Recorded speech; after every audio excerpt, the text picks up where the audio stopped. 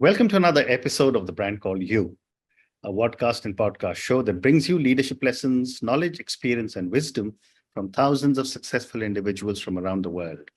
I'm your host, Ashutosh Garg, and today I'm delighted to welcome an accomplished professional from New York, USA, Mr. Eric Solomon.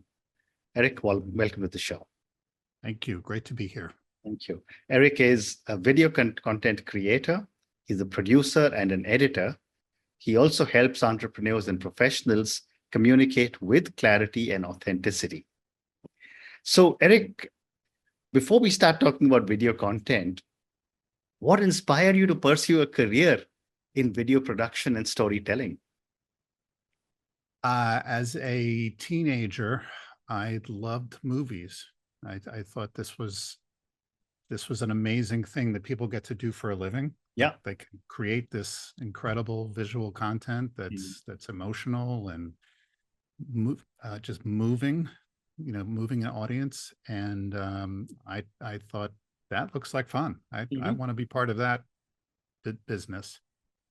So originally it was film, creative movies, but eventually it morphed into corporate and broadcast and nonprofit video production. And I've actually never lost that passion for it. I still love the power of a great video or film and that form of communication. And I can see behind you two reels. Yes. Over your left shoulder. So that's fantastic. My next question is, what are some of the common mistakes people or businesses make when creating video content?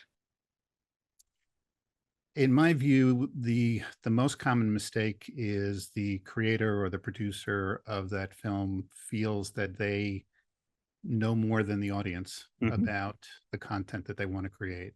Right. I think there are a lot of very creative, very smart people creating content, and they do a great job very often.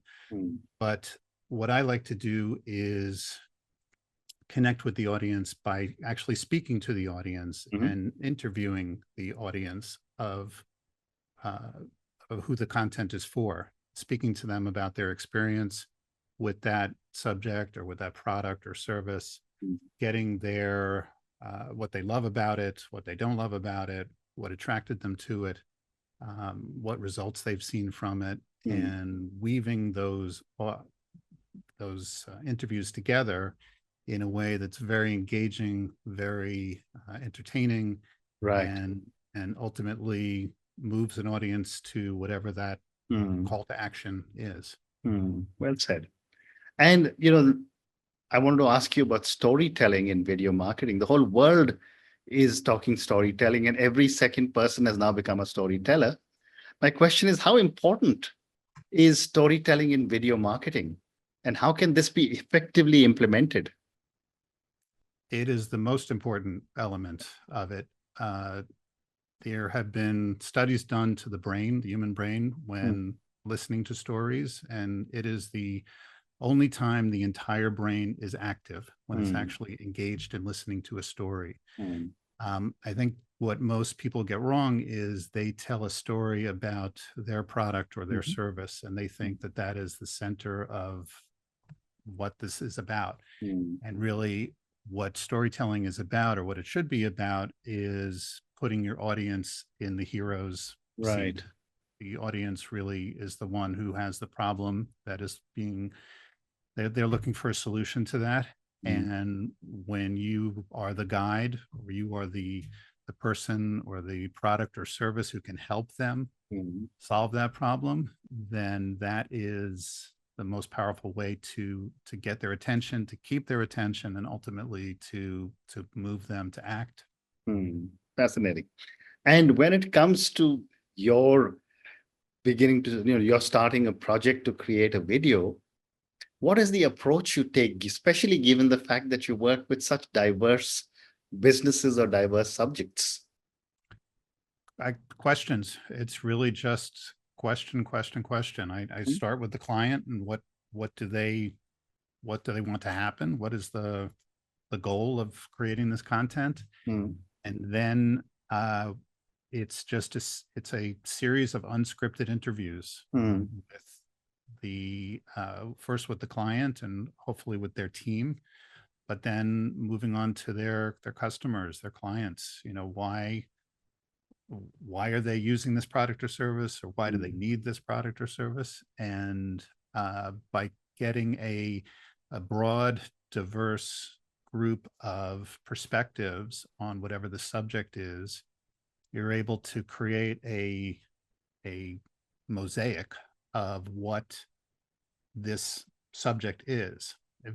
You familiar with the wisdom of crowds idea? No, no. Do you we had a show here in America called Who Wants to Be a Millionaire Yeah. years ago. Yeah. You're familiar with the show? It's Yeah, we have its own. We have its licensed clone in India. I thought it was a worldwide show, but I wasn't sure. Mm. So on Who Wants to Be a Millionaire, when you had a series of questions, you had 4 options to Yeah. give as answers. You could eliminate 2 of them and you had a 50-50 shot then of getting the answer correct. Mm. You could phone your smartest friend, and statistically they were 65% likely to give you the right answer. Mm. But when you polled the audience, you were 90%, you had a 91% chance of getting the right answer. So I take that idea and I apply it to whatever the subject of the video is, and look for as many people as the budget allows for me to talk to, get hours and hours of content together. And then rather than building a video piece by piece, I take that large amount of content and carve away the things that are not important until you're left with the things that really matter, the things that an audience are going to pay attention to, and the things that will make an engaging piece of content. Well, drive the audience to act ultimately. You know, when I was preparing for my conversation with you and reading all the notes that you had sent me, I was amazed to read about Autism Every Day. And, you know, you are making films on this. Can you talk to me about Autism Every Day, and how did you get involved with this? Yes, absolutely. Happy to.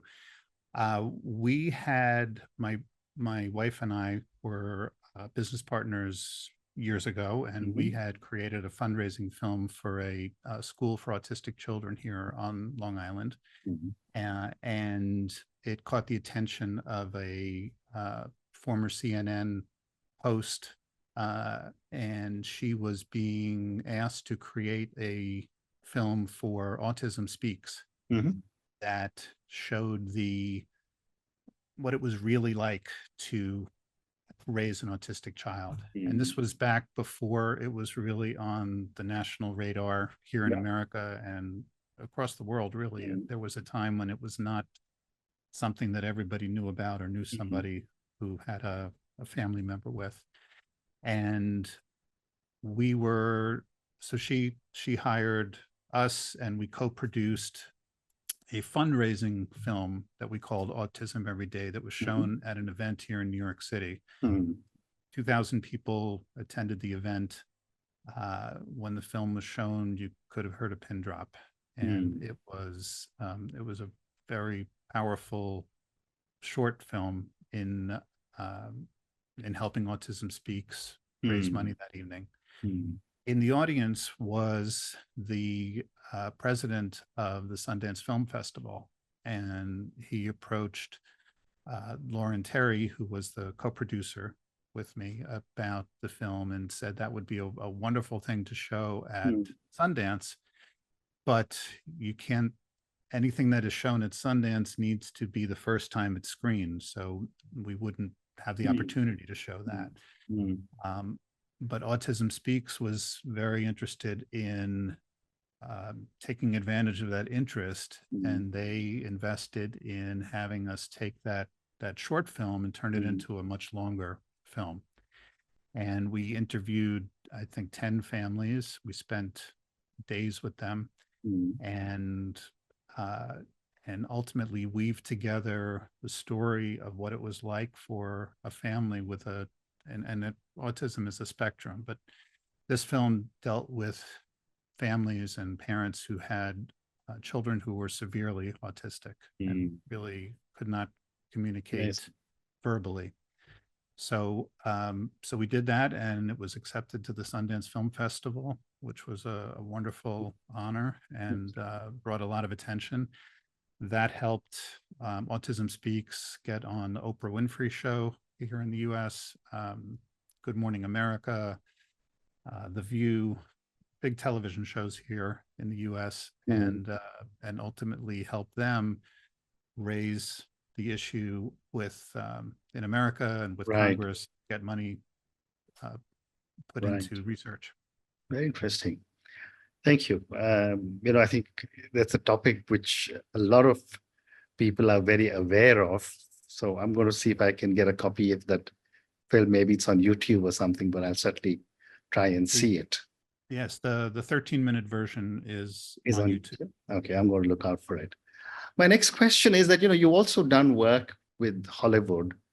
What challenges do you face while creating trailers and television commercials for Hollywood films?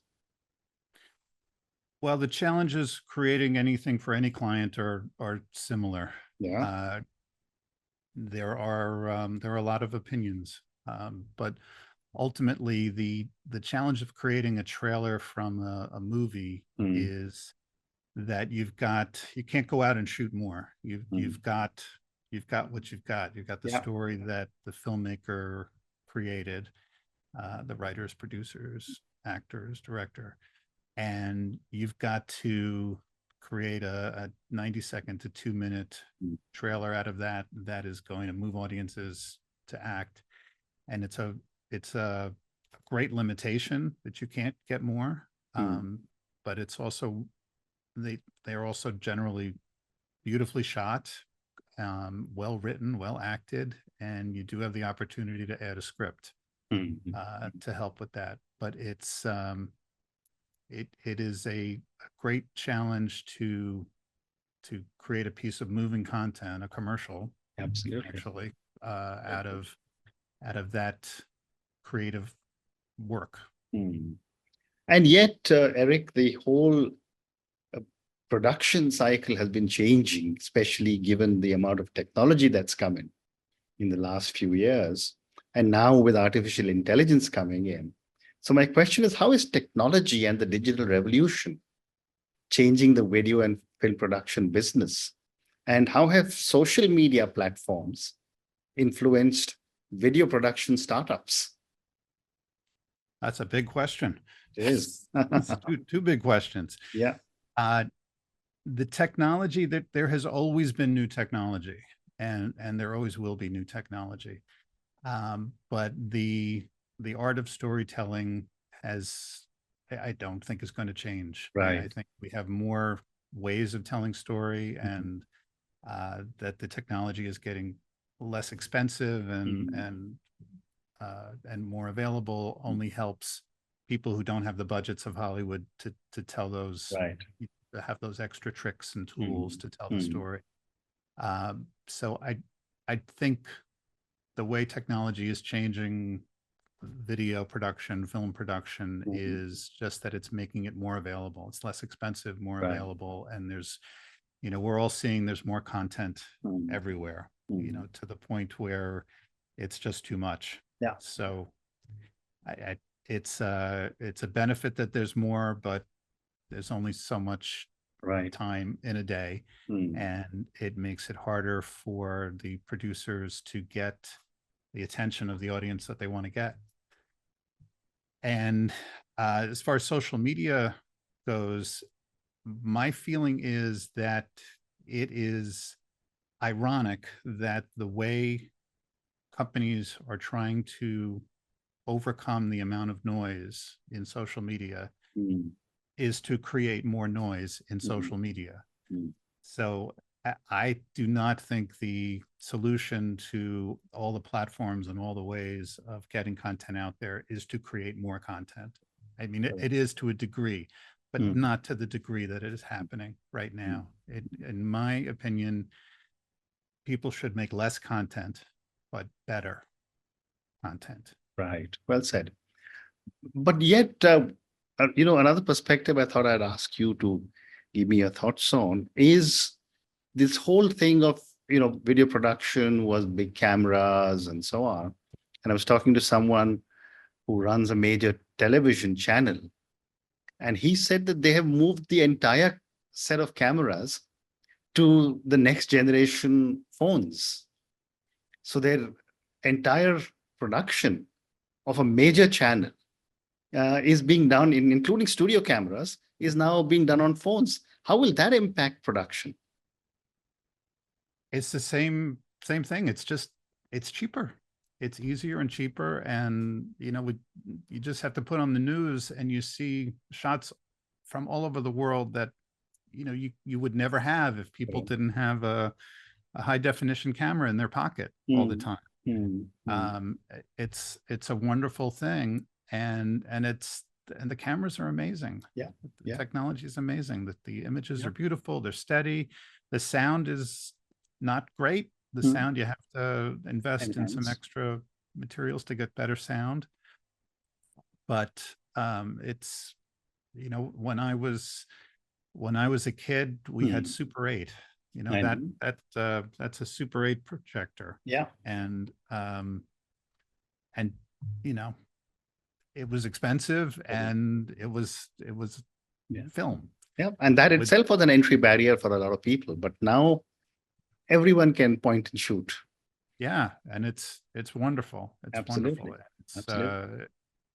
But moving on, when we started talking, you were also, one of the things that you also do is to help entrepreneurs and professionals communicate with clarity and authenticity. How do you ensure authenticity in unscripted interviews and unrehearsed testimonials? You ensure authenticity by not giving people the questions ahead of time. And I use this, I use a device called an iDirect, which it goes in front of the camera, and it's a mirror to two mirrors, so that when people are looking in that box, they are seeing me, but they're actually looking directly into the camera. So as an audience, you feel that the person who's speaking is speaking directly to you instead of looking off camera and talking to an interviewer. You're not making a film for that person. You're making a film for the person who's watching. Correct. So the speaker should be speaking to the person who is watching the film. Fascinating. So it's really just about being prepared with questions that are going to bring insightful answers, and speaking to people in a conversation. I have questions, but I don't read them. I internalize them, and then we have a conversation just like this, where the answers are not rehearsed. And when you have a group of those answers from a few people and you weave them together, you end up with something a lot more powerful than most writers could create most of the time. Absolutely. Well said. So, Eric, I have time for two more questions. Can you talk about the ethical considerations in video production, especially when it comes to very sensitive topics?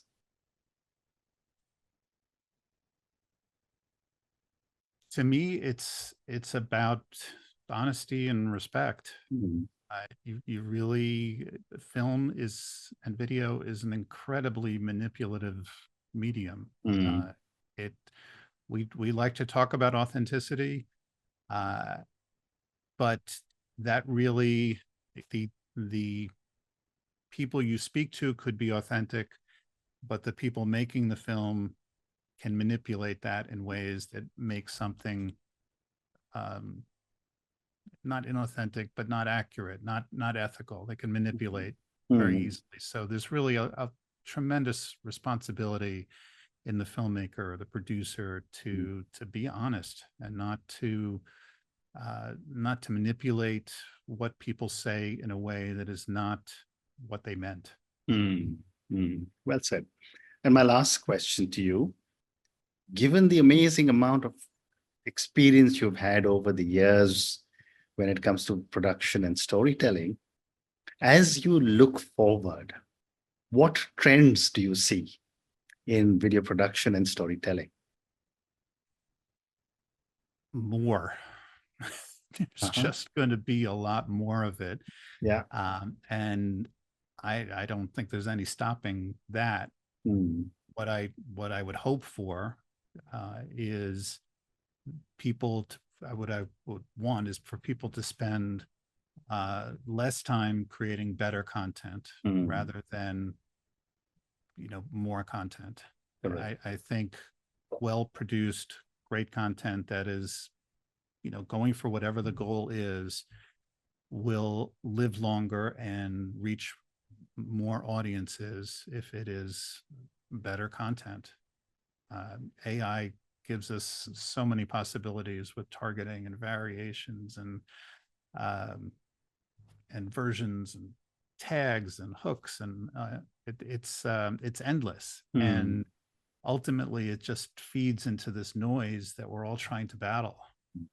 But when there's a great piece of content, you share it, and your audience is likely to share it with people that they know. So I really think it's worth the time and effort and energy and money to create better content to reach your audience. Yeah, well said. And on that note, Eric, just want to say thank you so much for speaking to me.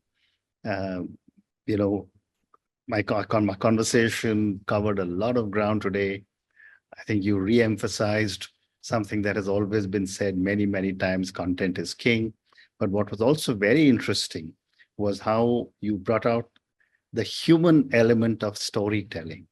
And no matter what technology does, it is the human element of storytelling which you believe will always be there, and irrespective of the technology that we may be using, and is changing every day, it's the human element in storytelling which is going to make a difference. Thank you for speaking to me, and good luck to you. Thank you, Ashutosh. You too. Thank you. Thank you for listening to The Brand Called You videocast and podcast, a platform that brings you knowledge, experience, and wisdom of hundreds of successful individuals from around the world. Do visit our website www.tbcy.in to watch and listen to the stories of many more individuals. You can also follow us on YouTube, Facebook, Instagram, and Twitter. Just search for The Brand Called You.